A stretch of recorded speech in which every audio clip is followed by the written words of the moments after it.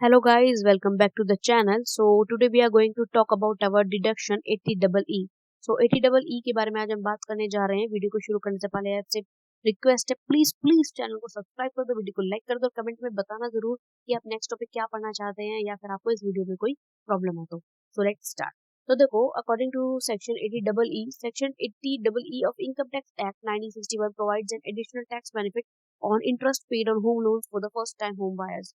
जो इंसान पहली बार अपना घर खरीद रहा है और उसने होम लोन ले रखा है, उस पर वो इंटरेस्ट दे रहा है, तो उस इंटरेस्ट पे उसको टैक्स बेनिफिट मिलेगा सेक्शन 80EE के अंडर। आई रिपीट, अगर आपने कोई होम लोन लिया है घर बनवाने के लिए या खरीदने के लिए, उस होम लोन का जो इंटरेस्ट का पैसा होगा उस पे आपको टैक्स बेनिफिट मिलेगा सेक्शन 80EE के अंडर। लेकिन इसकी एलिजिबिलिटी क्या होगी? Who can claim this? सिर्फ और सिर्फ एक इंडिविजुअल टैक्स पेयर को इस सेक्शन के अंडर जो है डिडक्शन मिलेगा। किसी भी हिंदू डिवाइडेड फैमिली को, किसी भी कंपनी को, किसी भी अदर एंटिटी को नहीं मिलेगा। पर्पस क्या होना चाहिए उस होम लोन का? कि आप लोग एक घर खरीद रहे हैं, रेजिडेंशियल प्रॉपर्टी खरीद रहे हैं, ठीक है, रहने के लिए खरीद रहे हैं, ना ही किसी बिजनेस पर्पस से खरीद रहे हैं।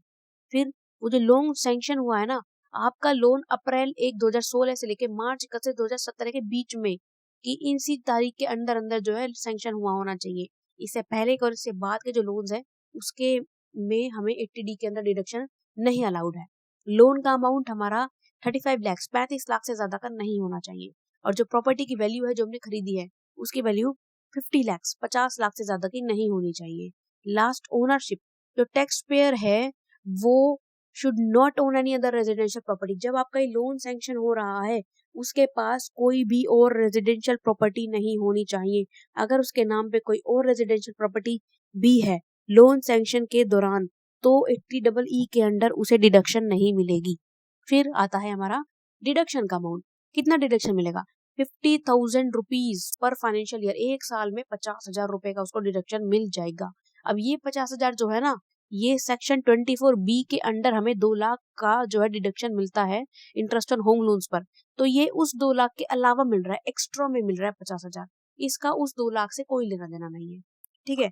That is a different thing, ठीक है। और ये डिडक्शन आप तब तक ले सकते हैं जब तक आपका लोन फुल्ली रिपेड ना हो जाए, जब तक आप पूरा का पूरा पैसा लोन का वापस ना कर दे, तब तक चाहे कितने ही साल लगे आप इस डिडक्शन के अंडर जो है टैक्स बेनिफिट क्लेम कर सकते हैं। यहाँ पे कुछ कंडीशंस है। क्या कंडीशन है? प्रॉपर्टी जो है सेल्फ ऑक्यूपाइड होना चाहिए। हम उस घर में रहेंगे, उसको रेंट पे नहीं दे सकते। मैंने बोला था ना, कोई भी अदर इनकम सोर्स नहीं बनाना चाहिए, ऐसा बिजनेस पर्पस भी नहीं होना चाहिए। सेल्फ ऑक्यूपाइड होगा तभी डिडक्शन मिलेगी। और हम ये सिर्फ और सिर्फ इंडिविजुअल्स के लिए अलाउड है जो बेनिफिट है, कोई कंपनी नहीं, कोई एचयूएफ नहीं, कोई अदर एंटिटी नहीं, ठीक है। क्लेम कैसे करेंगे डिडक्शन को? Include the deduction. जब आप आईटीआर फाइल करेंगे तो वहां पर 80EE सेक्शन के अंडर डिडक्शन को इंक्लूड करना। और ऐसा नहीं है सिर्फ लिखने से हो जाएगा, आपको अपनी बात को साबित करने के लिए लोन सैंक्शन के लेटर लगाना पड़ेगा, डॉक्यूमेंट लगाने पड़ेंगे, इंटरेस्ट का सर्टिफिकेट लगाना पड़ेगा कि इतना इंटरेस्ट आप दे रहे हैं होम लोन पे, और प्रॉपर्टी की डिटेल्स लगानी पड़ेंगी, तभी आपका जो है डिडक्शन क्लेम जो है अलाउ होगा। So thank you so much guys, please like share and subscribe.